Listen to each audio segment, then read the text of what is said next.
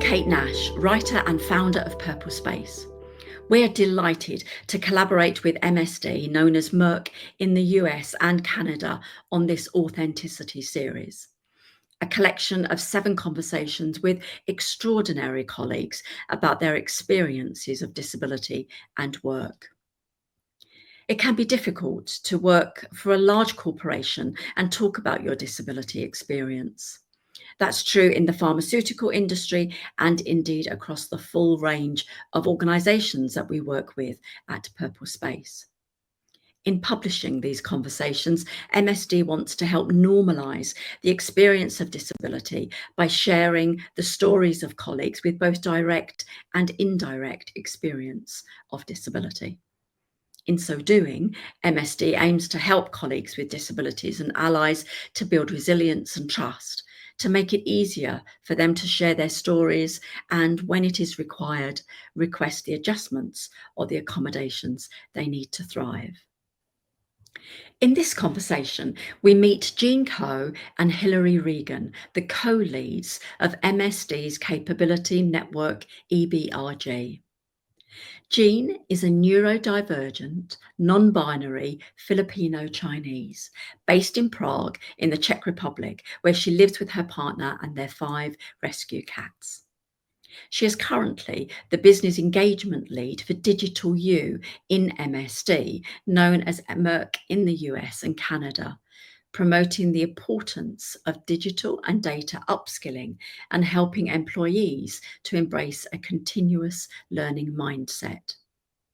She is also the outgoing Capability Network Global co-lead, having served the EBRG faithfully and fiercely for 3.5 years. She brings a unique blend of creativity and passion to her roles. Although she may appear outgoing, Jean describes herself as a shy person and a true introvert at heart. Her vibrant ideas and willingness to embrace chaos are essential for initiating meaningful change. Hilary is based in the United States, where she lives with her husband and 2 daughters. Much of her 25-year career at the company was spent as a research scientist, and she now serves as director in the NDS operations organization. One of the highlights of Hilary's career has been leading the Capability Network, where she has demonstrated her exceptional ability to create order and sustainability. Together, Jean and Hilary represent the perfect balance of yin and yang. Jean's dynamic energy complements Hilary's balanced leadership, making them an unstoppable duo. Their partnership has not only driven significant growth and impact of their EBRG, but has blossomed into a lifelong friendship. Together, they embody the spirit of collaboration and innovation within MSD's Capability Network EBRG.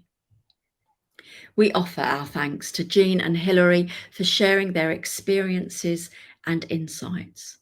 I hope you enjoy listening to the conversation as much as I enjoyed having it.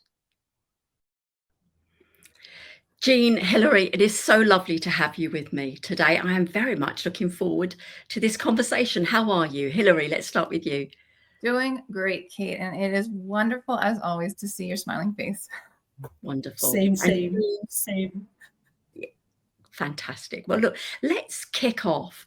I wonder if we'd start, Jean, let's start with you to tell us a little bit about the Capability Network. How many members do you have? What's the network for? And how did you get involved? Okay, so I became the global co-lead of the Capability Network in January 2022. And since then, we have grown over 560% in the last 3 years to over 5,600 members today. So how I got involved in the Capability Network, and I will try to keep it short, was during the COVID pandemic. It was a very difficult time. My relationship imploded, and that was the nudge I needed, or let's say the kick that I needed to get into discussions about mental well-being at work. which was a huge topic at that time with all of us locked in our homes, some of us alone. Luckily for me, I had the cats with me, two at the time, and now five of them, but that's a separate story. So advocating for authenticity and vulnerability during the pandemic led to me being asked to start up the chapter of the Capability Network. And that's how it started for me during COVID. And that's where I met Hillary. Wonderful. Impressive statistics in terms of how you've grown. Hillary, to you, how did your involvement come about? Yeah. So in 2020, I was feeling isolated, as many of us were during COVID. I was navigating a new health diagnosis for my daughter. It's chronic health illness, as well as my own health issues. And I saw an article on a company news feed about the Authenticity series that Jean had started. So I joined, and even though she was hosting it out of Prague and I was in the US, I joined an event, and I just felt this immediate connection to Jean and the others who were there, sharing their stories. So then when the Capability Network announced that they were launching a global leadership team, I knew I wanted to be involved and, help grow the network to give others that same, feeling of connection. And I think you asked, Kate, like, who is our EBRG for? So our Capability Network was for disabled employees. But we found, as we started talking to people, that disability means different things for different people. So even our name Capability, it didn't always resonate with people. And we found many of our colleagues didn't see the connection and why they belonged in our EBRG. So in 2024, we clarified 4 specific areas of focus. And those are employees with disabilities or chronic health issues, neurodivergence, caregivers, and just overall mental well-being. So this has really helped people relate to our Capability Network, and it makes it clear that our EBRG really is for everyone in our company. Wonderful. Now, employee resource groups, business resource groups, they often deliver different activities, and we're going to talk about a few of those in a moment. But from your opinion, what is the higher purpose of an EBRG? Jean, I wonder if we would start with you. What is the bigger picture? What are they designed to do?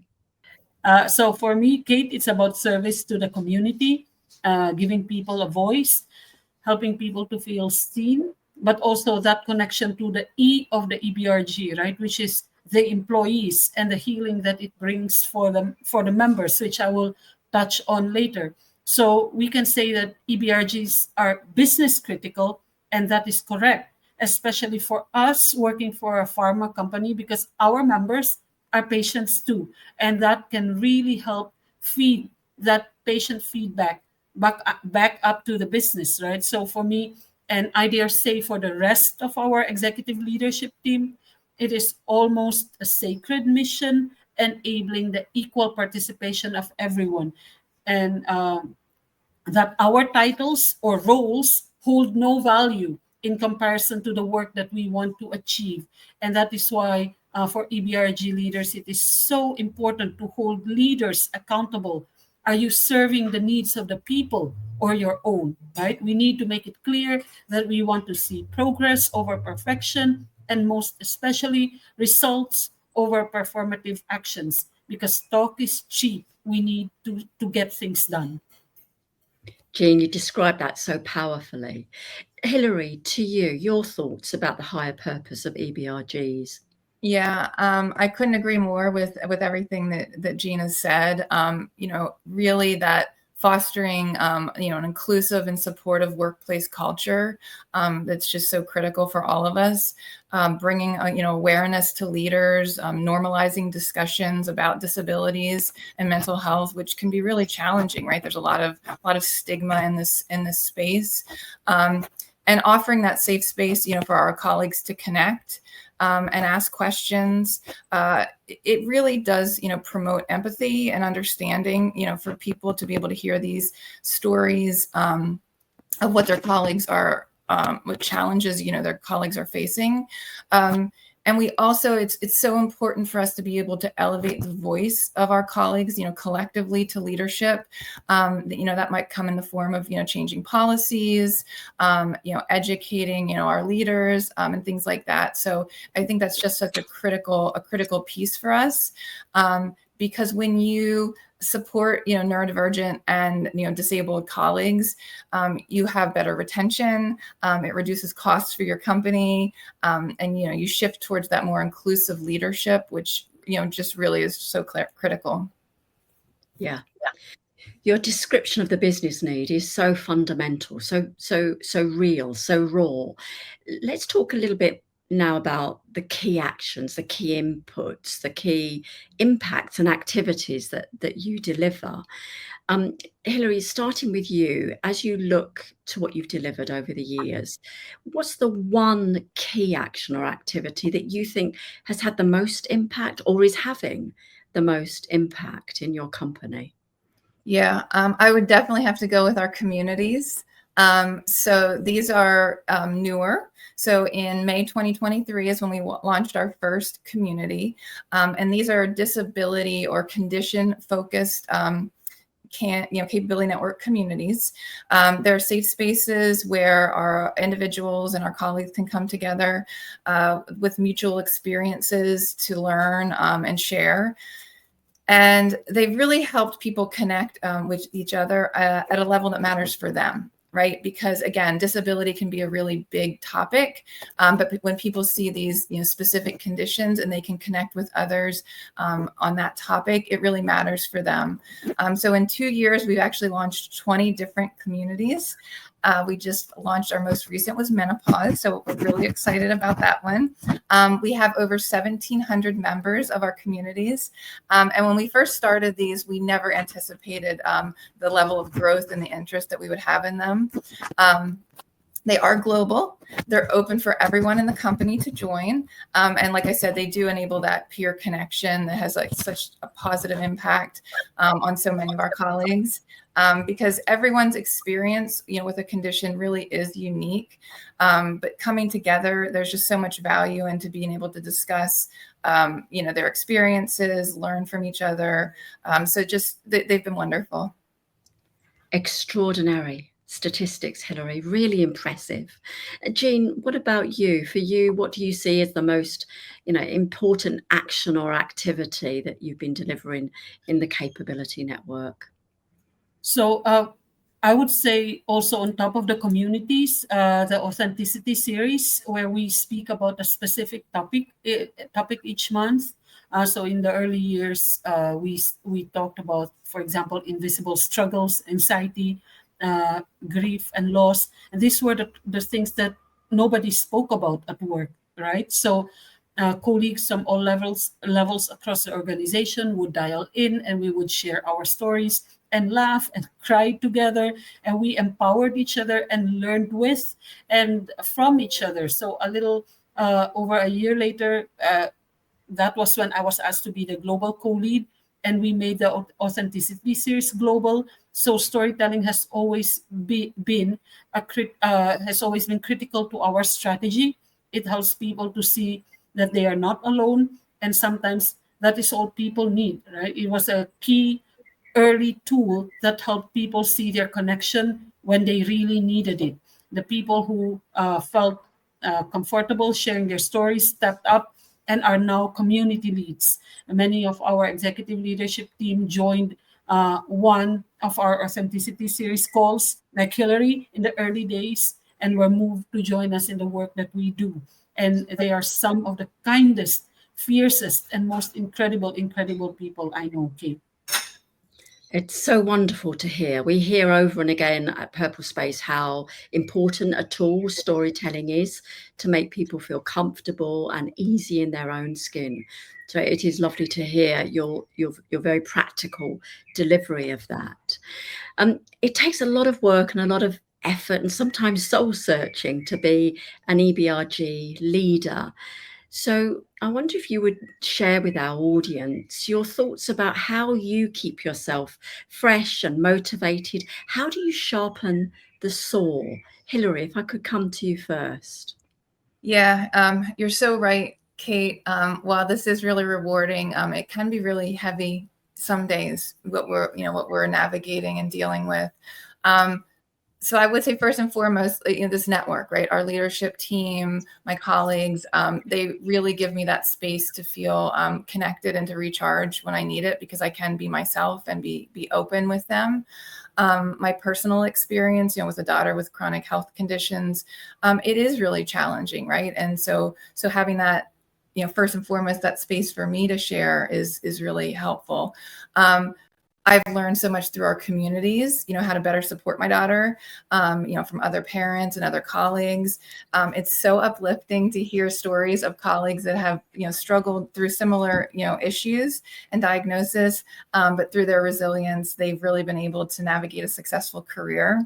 And then leading this network, it's just so rewarding. So seeing what we're able to accomplish, and myself growing as a leader, right? Because these are just experiences you probably often don't get in your primary role. And our leadership team is able to have those really tough conversations, and give and receive difficult feedback, and communicate more effectively, because we all feel so comfortable together. And Jean has just been an amazing mentor to me. Her friendship has been just such an unexpected gift in my career. And just having that trusted person to remind me, self-care, boundaries, reminder to celebrate those accomplishments. It keeps me sane most days, knowing that there's somebody there that has my best interests at heart. So lovely to hear, Hilary. So lovely to hear. Jean, what about you? How do you sharpen your saw and keep going? Well, similarly to Hillary, the network, and especially her, she's my safe space, right? Being a late diagnosed neurodivergent, you're trying to navigate this world with new eyes, and Hillary really gives me that safe space to be myself. I haven't even realized that I was masking so heavily until I had the safe space that I have with her, that I realized, oh, I don't act like this with others, but I do with her because I feel like I can. And I'm really grateful to her for giving me that. And it has allowed me to grow in ways that that I've never been able to before, right? So I always like to say that the Capability Network is like my university and my clinic. So I have found personal growth and healing, and people often come to us and thank us for the work that we do. But I've personally gotten so much more out of it. And I realized advocating for others made it easier to advocate for myself, because I too am worthy, right? So our work in the Capability Network helped me to understand, for example, that my father is not disinterested in us, not disengaged. He is an undiagnosed 76-year-old autistic man. And this has brought a lot of healing for me and my siblings and helped us to reframe our relationships. And so I've grown so much personally in the last 3.5 years. And for that, I'm truly grateful. So service to the community is a gift that keeps on giving. Okay. It's wonderful to hear you both talk about the benefits and the joy that you have both gotten out of being part of the EBRG. And I, for those that are listening in who may be sitting on the sidelines and not sure whether to lean into the process of being a committee member, you give such powerful motivational thoughts about the value, the very personal value of doing that. Wonderful. However, we know it's not always easy. And sometimes we come across resistance and pushback. We're living in a challenged and difficult world when it comes to diversity and equity and inclusion. But Hilary, to you first, what do you do? How do you lean into resistance if you ever face that? If I ever face that, we face regular resistance for sure. So I feel like we've definitely gotten better at it. And the first thing that comes to mind when I think about resistance is one of our company ways of working from a number of years ago, and they called it courage and candor. And that has really stuck with me because I believe, you really have to have those open and honest conversations, right? Even when they are uncomfortable, because you have to address those concerns directly instead of avoiding them, because sometimes that is really key to working through, resistance. I try to assume good intent from others. If you hear no the first time, you can't give up. You have to keep brainstorming new solutions. Resilience, as you know, comes naturally for many disabled and neurodivergent people because we can't give up. It's not really an option in our daily life. And working at a large company, culture change can be very challenging. It can be very slow, and we know that. But our focus with the Capability Network is to really show that North Star of where we want to be, and help working, towards that. And then we need to make sure we're celebrating those small wins along the way, because it can get very overwhelming. And unmotivating if you don't do that. So you really have to notice those small wins. And the baby steps are always, worth recognizing. And really keeping that big picture perspective.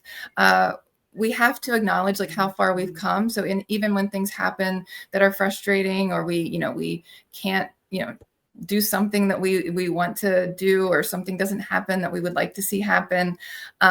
Sometimes the resistance just means that we have to rethink our approach, and not abandon the goals completely. Maybe just find a different way of approaching that goal, and staying optimistic always. I'm a very optimistic person, so I think that really helps.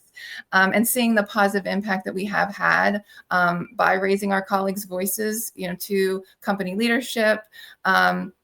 Those are the kind of things that really help me through frustrating situations.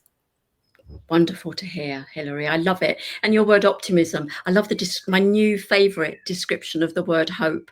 It's a verb with its sleeves rolled up, i.e. we have to actively choose and consciously to be optimistic and hopeful in our lives. Wonderful, yes. Hilary. Jean, what about you? How do you lean into resistance? Well, it's just remembering what Hilary said, right? You cannot stop.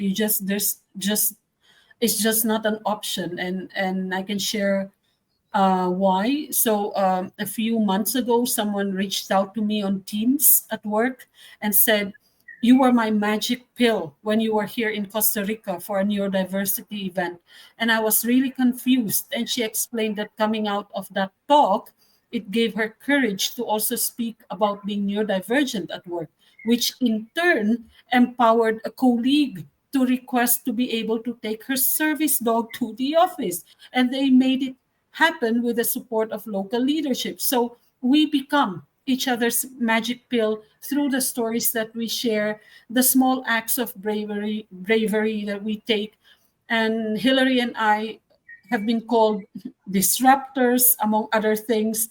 But Hilary has taught me the best lesson, that you cannot enable change without ruffling a few feathers. And Kate, you made up this incredible, beautiful word of tenacity, right? It's beautiful. It captures what disability EBRG leaders need to have.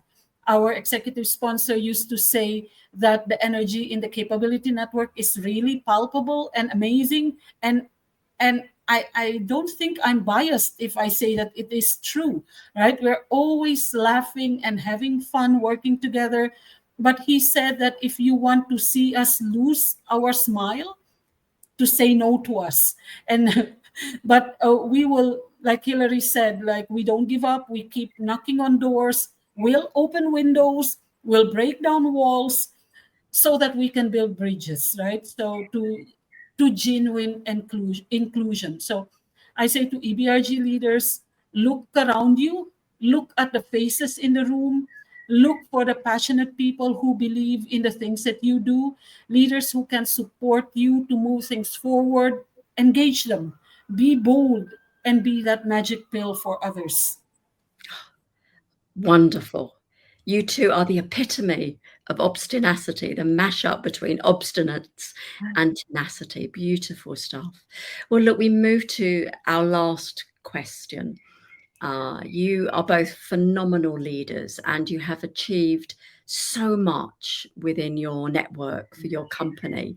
I suppose if you were to look back in 5 or 10 years' time, what would you like to be remembered for in the work that you have done? Jean, let's come to you first.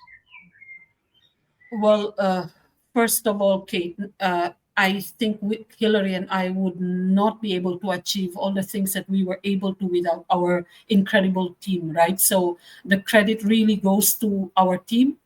But how do I want people to remember me? I want them to remember me kindly, because I want my legacy to be that of kindness, because inclusion at its core is about kindness to others, but especially to ourselves, right?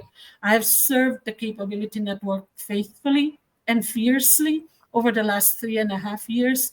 And I remember my first meeting with all of the other global EBRG leaders within our company. And I was feeling so small in the company of giants. And I felt like a mouse in the company of lions.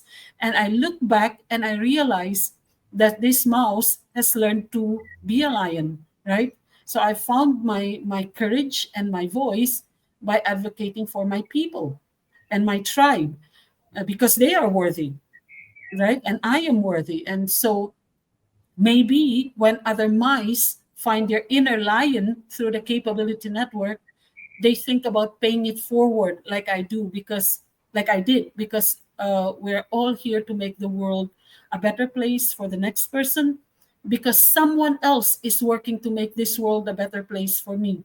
People like you, Kate, and we're all connected like that. And isn't that a wonderful thing? Wonderful, Jean, and I have no doubt you will be remembered for your kindness and many other extraordinary qualities that you have. Beautiful stuff. Hillary, what about you? What and how would you like to be remembered for? Yeah.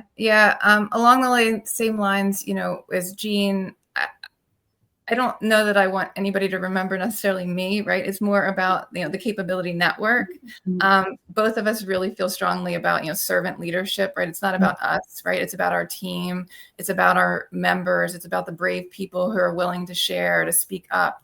All of those things collectively are how we create change and, how we do what we do, right? It's not about, necessarily either of us.